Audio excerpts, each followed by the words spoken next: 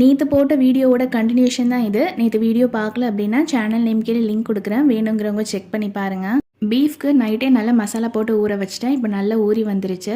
So இந்த டைமில் வந்து நான் கடலை மாவு ஆட் பண்ணிக்கிறேன், ஒரு 2 டேபிள் ஸ்பூன் அளவுக்கு.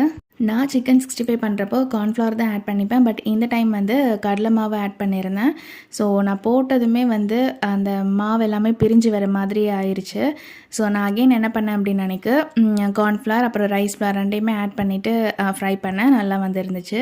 சிக்கனை விட பீஃபோட குக்கிங் டைம் வந்து ஓவர். ஸோ பீஃபை வந்து ஒரு 90% வேக வச்சுட்டு அப்புறம் மசாலா போட்டு நம்ம ஃப்ரை பண்ணோம் அப்படி இன்னுமே நல்லா பீஃப் வந்து சாஃப்டாக ஃப்ரை ஆகி வந்திருக்கும். இந்த டைம் வந்து நான் இந்த மாதிரி ட்ரை பண்ணியிருந்தேன். பட் இட்ஸ் ஓகே, இதுவுமே வந்து நல்லா தான் வந்துருச்சு. நான் வந்து பீஃப் 65 பண்ணலான்னு இருந்தேன். பட் எனக்கு கிடைச்ச தினமும் பீஃப் பக்கோடா தான். ஸோ லன்ச் டைம் வந்துட்டு ரைஸ் கூடவே பருப்பு அண்ட் இந்த பீஃப் பக்கோடா வச்சு சாப்பிட்டு முடிச்சாச்சு. நீங்கள் வந்து வீடியோ பார்த்துட்டு இருக்கீங்கன்னா மறக்காமல் லைக் பண்ணிவிட்டு சப்ஸ்கிரைப் பண்ணிக்கோங்க. தேங்க்யூ.